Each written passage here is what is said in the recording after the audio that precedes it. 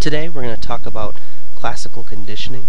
Classical conditioning relates the environmental stimuli to the responses that we have to those stimuli. An example of this would be if you put your hand on a hot stove, you would immediately pull your hand back because of the heat. You are hardwired this way. There's no thought in there. You'd have to consciously force yourself to keep your hand on the stove if you wanted to keep it there, which I do not advise you do. The second part of classical conditioning is taking neutral stimuli, things that don't provoke a response, and training yourself or training others to have a response to those neutral stimuli by associating it with an environmental stimuli. So I'm going to show you an example of this with me and my kitty. This is my cat. His name is Tigger. And at 5 o'clock every night I get home and I feed him. So here we'll show the door. It's open. It's making a little creak sound. And I get in. When I get in, I feed the cat, so the cat over here gets his bowl of food, and then Tigger can eat. So I'm going to draw that out on a table. This will be my table, me.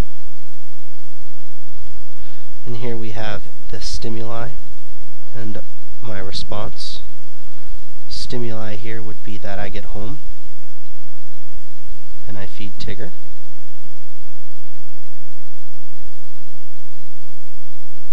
For Tigger, he gets a couple more stimuli than I do.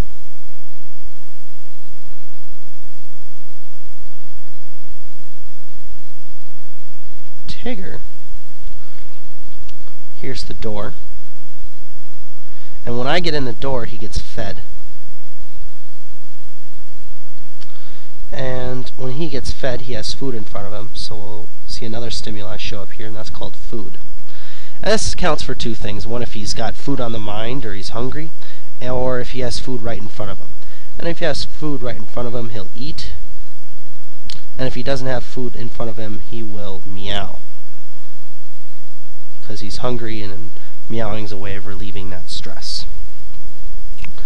So after a while this goes on, and I forget to feed Tigger.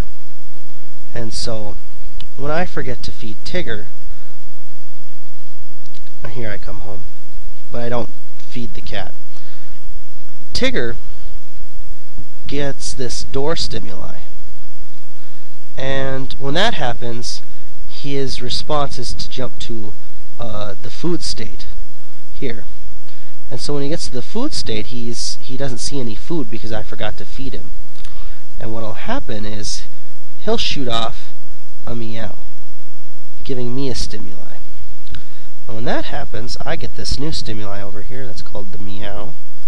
And when that happens, I go and I feed the cat. And over time, that allows Tigger to condition me to feed him. So let more time pass, and something magical happens.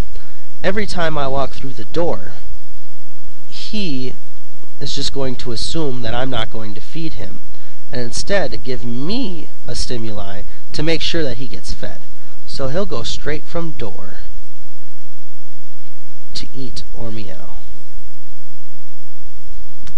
And by doing that, he has essentially cut out this part of his stimuli table. This response here, where I open the door and he meows, which causes me to feed the cat, is called a conditioned response. And that's at the core of classical conditioning. Thank you.